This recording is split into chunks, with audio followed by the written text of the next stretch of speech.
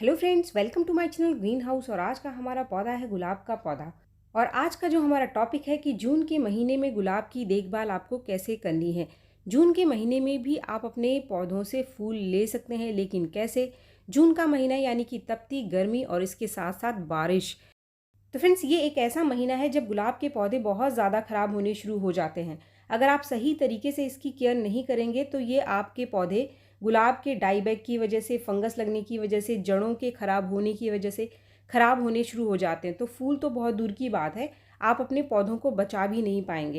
तो फ्रेंड्स, आज की इस वीडियो में जो आपको केयर टिप्स मैं बता रही हूँ, अगर आप उन बातों का ध्यान रखेंगे तो आपका एक भी गुलाब का पौधा खराब नहीं होगा। और चाहे कितनी भी बारिश हो, चाहे कितनी भी गर्मियाँ हो, जून में भी आपका गुलाब फ्लावरिंग करता रहेगा। तो सबसे पहला पॉइंट, आपके पास गुलाब के जितने भी पौधे हैं, सभी पौधों की जो मिट्टी है उनकी आप साफ़ सफाई कर लो। इसके अंदर अगर कोई घास वगैरह उग करके आ गई है या फिर पत्ते झड़े हुए हैं तो आप इन सब को अपने पौधों से निकाल लो। मिट्टी की अच्छे से आपको बारिश में सफाई कर लेनी है, क्योंकि इस समय क्या होता है कि जो बारिश होती है तो पानी गिरता है और जो पत्ते हैं वो सड़ने गलने लग जाते हैं इसी के अंदर, या फिर जो घास है वो बहुत ज़्यादा जड़ें बना लेती हैं।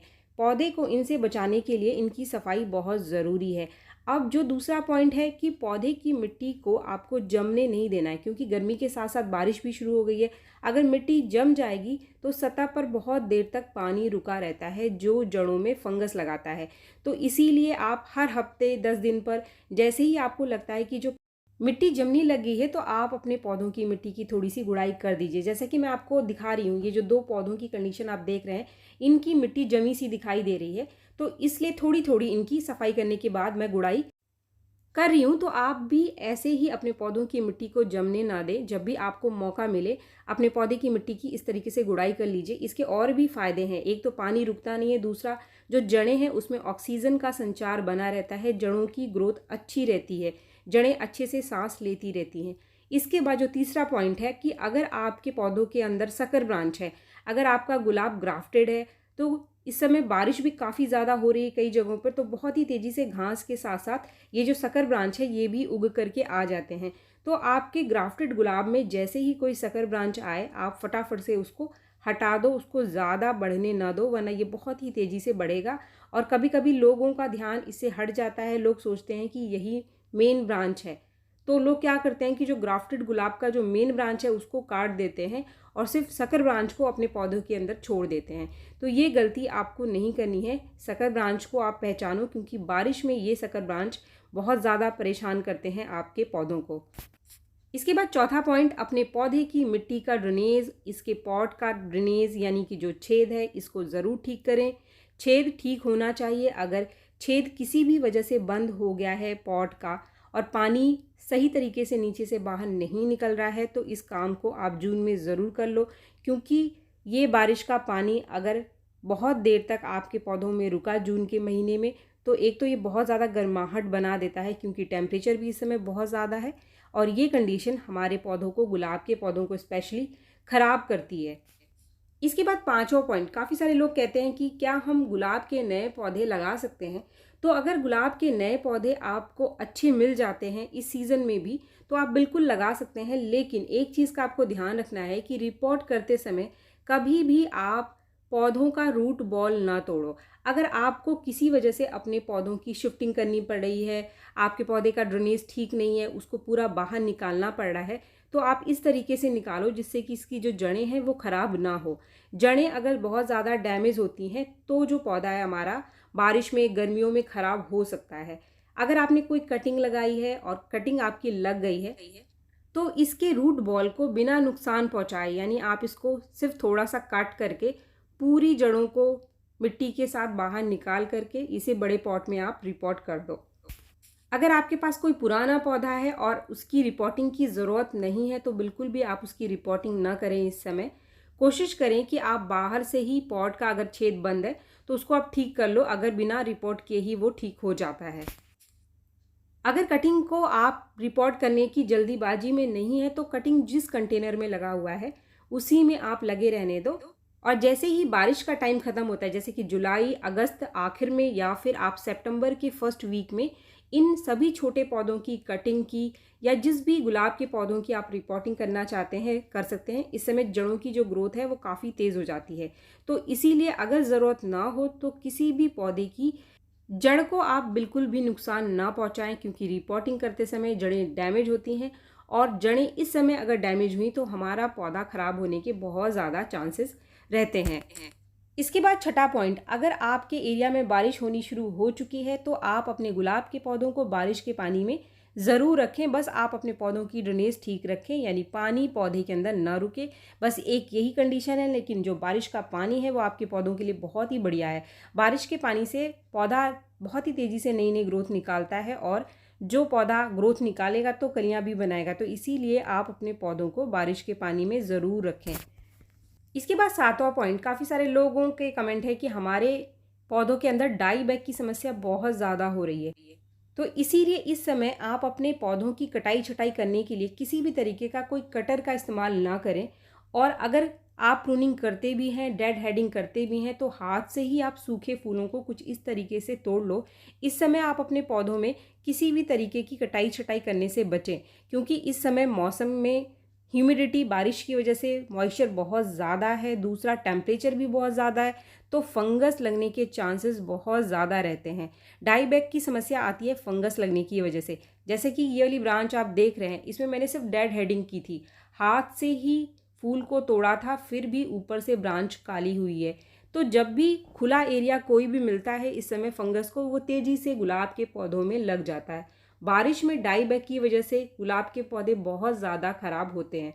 अगर आपका पौधा एक बार आपने कट किया, सील किया, फिर काला हो गया, तो अब आप इसको ऐसे ही छोड़ दो। और जब एक स्टेज ऐसा आता है कि जो ब्रांच है वो काली पड़नी बंद हो जाए, तो फिर आप ये जो काली ब्रांच आप देख रहे हैं, बिल्कुल हरी ब्रांच से सटाकर आपको कट नहीं करना है, थोड़ी ऊपर करो आप।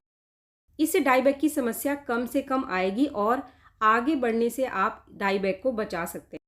इसके बाद आठवां पॉइंट, अगर आप गुलाब की कटिंग लगाना चाहते हैं तो इस समय जो मिनिएचर वैरायटी का गुलाब है उसकी कटिंग और देसी गुलाब की कटिंग बहुत ही आसानी से लग जाती है।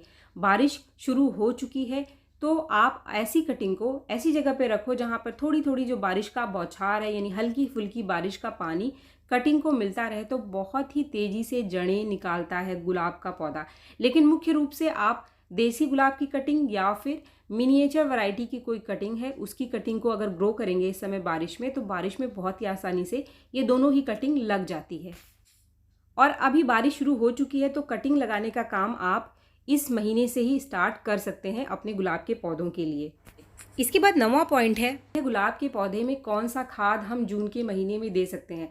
जून के महीने में गर्मी भी बहुत ज़्यादा है और बारिश भी शुरू हो चुकी है, तो खाद हमको ऐसा देना है जो पौधे को कीड़े और फंगस से बचाए, मिट्टी में किसी भी तरीके से फंगस को लगने से रोके। पहली बात तो खाद को आपको बहुत ज़्यादा नहीं देना है, बार बार नहीं देना है, क्योंकि बारिश में बहुत ज़्यादा खाद देने का कोई फ़ायदा है नहीं, पानी के साथ वो खाद निकल जाएगा। लेकिन 20 दिन के अंतर पे, 25 दिन के अंतर पे आप गुलाब के पौधे को कोई ऐसा खाद ज़रूर दे दें जिससे पौधा आपका फ्लावरिंग भी करता रहे और इसके अंदर कीड़े और फंगस भी ना लगें। क्योंकि गुलाब एक परमानेंट प्लांट है, ये ऐसा कभी भी नहीं होता, चाहे कंडीशन कैसी भी हो, कभी भी फूल देना ये बंद नहीं करता है। लोग सोचते हैं कि गुलाब के पौधे को डोरमेंट स्टेज में भेज दो, लेकिन गुलाब का पौधा एक परमानेंट प्लांट है, इसको आपको डोरमेंट स्टेज में भेजने की ज़रूरत ही नहीं है। अगर आप इसके ऊपर काम करते रहेंगे तो जैसा कि आप देख रहे हैं ये जून का महीना है और जून के महीने में भी गुलाब कितनी बढ़िया फ्लावरिंग कर रहा है। कंडीशन के हिसाब से आपको पौधे की कंडीशन थोड़ी सी ख़राब ज़रूर मिलेगी, जैसे कि फूलों का साइज़ छोटा होना या फिर कलियों का साइज़ छोटा होना, पत्तों में थोड़ी समस्याएं देखने के लिए मिलती है, पत्तों का जलना या फिर पीला होना। लेकिन पौधा फूल देना छोड़ दे ऐसा कभी भी नहीं होता है, लेकिन सही तरीके से और सही खाद देना इसको ज़रूरी है। इस समय जो सबसे बढ़िया खाद इसके लिए रहता है लहसुन के छिलके का लिक्विड फर्टिलाइज़र, क्योंकि लहसुन के छिलके में बहुत अच्छी मात्रा में सल्फ़र है और पोटाशियम भी भरपूर मात्रा में इसके अंदर पाई जाती है। इसको आप 20 से 25 दिन के अंतर पर एक बार अपने गुलाब के पौधे को अगर दे देंगे तो सल्फ़र होने की वजह से ये आपके पौधों को फंगस से भी बचाएगा, कीड़ों से बचाएगा। इसके साथ ही इसके अंदर पोटाशियम होने से ये बहुत ही बढ़िया फ्लावरिंग भी आपके पौधे पर करेगा। तो इसीलिए कुछ भी करने की ज़रूरत नहीं है, आप सिर्फ लहसुन का खाद ही अपने पौधों को दे दो। ये लहसुन के छिलकों का लिक्विड फर्टिलाइज़र है, जिसको 1 दिन पहले ही भिगो करके मैंने रख दिया था। इसको बनाना बहुत आसान है, बस 4-5 दिन के लहसुन के छिलके आप इकट्ठे कर लो। अगर लहसुन के छिलके ना मिले तो फिर प्याज के छिलके आपको ज़रूर मिल जाएंगे आपके किचन में। इसकी जगह आप प्याज के छिलकों को भिगो करके रख दो 1 दिन के लिए और अगले दिन इस लिक्विड फर्टिलाइज़र का इस्तेमाल करो। ये बहुत ही बढ़िया काम करेगा आपके पौधों को कीड़े और फंगस से बचाने के लिए, क्योंकि इसके अंदर भी सल्फ़र पाया जाता है। इसके साथ ही पोटाशियम, आयरन और मैग्नीशियम भी है। तो इस समय पत्तों के पीले होने की समस्या भी बहुत ज़्यादा बढ़ जाती है बारिश होने की वजह से, क्योंकि मिट्टी लगातार गीली रहती है। तो आयरन और मैग्नीशियम की कमी पौधे के अंदर बनी रहती है, चाहे आप उसको कितना भी खाद दोगे, चाहे कितनी भी केयर करोगे। मौसम का असर हमें पौधों के ऊपर ज़रूर दिखाई देता है। इस खाद को भी आप 20 से 25 दिन में एक बार अपने पौधों को दे दो। स्पेशली गुलाब के पौधों को देने के लिए ये सबसे बढ़िया खाद है, क्योंकि ये गुलाब में किसी भी तरीके से फंगस को लगने से रोकता है। और आजकल जो गर्मियां हैं, जो बारिश है, गुलाब फंगस की वजह से ही खराब होता है। इसके साथ ही अगर आप में से कोई है जो कि मार्केट से फर्टिलाइज़र लेकर के अपने पौधों को देना चाहता है, तो इस समय सबसे बढ़िया जो ऑर्गेनिक कंपोस्ट रहता है वो रहता है नीम की खली का पाउडर। फ्रेंड्स, जून में बारिश होने की वजह से पौधे के अंदर किसी भी तरीके से कीड़ा और फंगस ना पनपे, तो अगर आपके पास नीम की खली का पाउडर है तो 1-1 चम्मच आप अपने सभी गुलाब के पौधों की गुड़ाई करके दे दो। इससे आपके पौधे के अंदर कोई भी फंगस या फिर कीड़ा नहीं पनपेगा। इसके साथ ही ये न्यूट्रिशन भी बहुत अच्छा देता है। ऐसा नहीं है कि सिर्फ ये कीड़ों और फंगस के लिए इस्तेमाल होता है, इसके अंदर बहुत अच्छी मात्रा में नाइट्रोजन और माइक्रो न्यूट्रिएंट्स पाए जाते हैं। बहुत सारी चीज़ें हैं जो पौधे को फ़ायदा पहुंचाती हैं। अब ये जो दूसरी चीज़ आप देख रहे हैं, इसको भी आप 1-1 चम्मच अपने सभी गुलाब के पौधे में इस समय दे सकते हैं। यह है सीवीड ग्रेन्यूल्स। ये भी एक ऑर्गेनिक फर्टिलाइज़र है, ये भी एक ऑर्गेनिक खाद है। यानी किसी भी तरीके से कोई केमिकल इन दोनों के अंदर नहीं है, तो पौधे को नुकसान नहीं करेगा, बारिश में पौधे को बचाएगा और तेज़ गर्मी में भी आपके पौधे बचे रहेंगे और फ्लावरिंग करते रहेंगे, क्योंकि जो सीवीड है इसके अंदर बहुत सारे माइक्रो न्यूट्रिएंट्स हैं। इस समय अगर आपके पौधों में पत्तों के पीले होने की समस्या बहुत ज़्यादा बढ़ गई है, आपने बहुत सारा होममेड फर्टिलाइज़र दे दिया, फिर भी समस्या ठीक नहीं हो रही है, तो फिर 2 बातों का आपको ध्यान रखना है कि मिट्टी को पहले थोड़ा सा सुखाओ और उसके बाद आप ये सीवीड ग्रेन्यूल दे सकते हैं। सीवीड लिक्विड फॉर्म में भी आता है। ये जो दोनों खाद है आप दोनों को मिलाकर दे सकते हैं, एक साथ दे सकते हैं। मैंने एक साथ ही 1-1 चम्मच 2 पौधों में आपके सामने ही डाला है। अगर आप 1-1 चम्मच दे देंगे तो ये किसी भी तरीके से नुकसान नहीं करेगा, लेकिन अगर आप दोनों को 1-1 चम्मच एक साथ ही दे रहे हो तो फिर महीने में सिर्फ एक बार ही देना। यानी कि मैंने इन दोनों पौधों को जून में दे दिया, और अगर फिर से मुझे इस खाद को देना है तो फिर मैं जुलाई में ही इन दोनों खाद का इस्तेमाल अपने इन दोनों पौधों के अंदर करूँगी। अगर आपके पास ये दोनों खाद नहीं है तो सबसे बढ़िया रहेगा प्याज के छिलके का और लहसुन के छिलके का लिक्विड फर्टिलाइज़र आप इस्तेमाल करें जून के महीने में। या फिर अभी मैंने कुछ दिन पहले ही होममेड फर्टिलाइज़र बारिश के महीने के लिए शेयर किया है, आप उस फर्टिलाइज़र का भी इस्तेमाल कर सकते हैं। बाकी किसी और फर्टिलाइज़र को देने की ज़रूरत आपको नहीं पड़ेगी। इसके बाद जो आखिरी पॉइंट है हमारा, इस समय कीड़े और फंगस लगने की समस्या बहुत ज़्यादा रहेगी आपके गुलाब के पौधे में, क्योंकि बारिश की वजह से मॉइस्चर बहुत ज़्यादा है और टेम्परेचर बहुत ज़्यादा होने की वजह से ये दोनों ही कंडीशन जो फंगस है उसको बहुत ही तेज़ी से आपके पौधों के ऊपर लेकर के आते हैं, यानी पौधों के ऊपर आकर्षित होते हैं फंगस और कीड़े। तो इनसे बचाने के लिए सबसे आसान तरीका रहता है इस समय, क्योंकि गर्मियाँ बहुत ज़्यादा है, तो मैं आपको बोलूँगी कि आप नीम ऑयल का स्प्रे करें। नीम ऑयल 1 चम्मच 1 से 1.5 लीटर पानी में घोल करके उसके अंदर आप 2-4 बूंद कोई भी लिक्विड साबुन डाल दो, वरना जो तेल है वो पानी में घुलेगा नहीं। इन दोनों ही चीज़ों को पानी में अच्छे से घोल करके आप शाम के टाइम स्प्रे कर दो, या फिर सुबह जब करते हैं आप तो अर्ली मॉर्निंग आपको करना है, जब बिल्कुल भी धूप ना हो, सुबह 6 बजे के आसपास आप करो। इससे पत्ते जलेंगे नहीं। तेज़ धूप में आप कभी भी मत करना। वैसे नीम का जो तेल है अगर आप सही तरीके से इस्तेमाल करते हैं तो ये पत्तों को नहीं जलाएगा। एक बार में अगर आपको फ़ायदा ना मिले तो लगातार 2-3 दिन आपको नीम ऑयल का स्प्रे गुलाब के पौधों के ऊपर करना है। किसी भी पौधे के ऊपर जिस पे भी आपको लग रहा है कि कीड़ा फंगस लग रहा है, सबके ऊपर आप नीम ऑयल का स्प्रे इस समय करें। अगर आपने नीम ऑयल का स्प्रे किया और उसी दिन उसी समय कुछ देर बाद बारिश हो गई, तो आप अगले दिन फिर से नीम ऑयल का स्प्रे कर दो, यानी कि लगातार नीम ऑयल का स्प्रे करके ही आपको फ़ायदा मिलेगा। वीडियो अगर आपको पसंद आया तो एक लाइक ज़रूर करें, और मेरे चैनल को आपने अब तक सब्सक्राइब नहीं किया है तो मेरे चैनल को सब्सक्राइब भी ज़रूर कर लें। मिलते हैं मेरे नेक्स्ट वीडियो में, तब तक के लिए थैंक यू।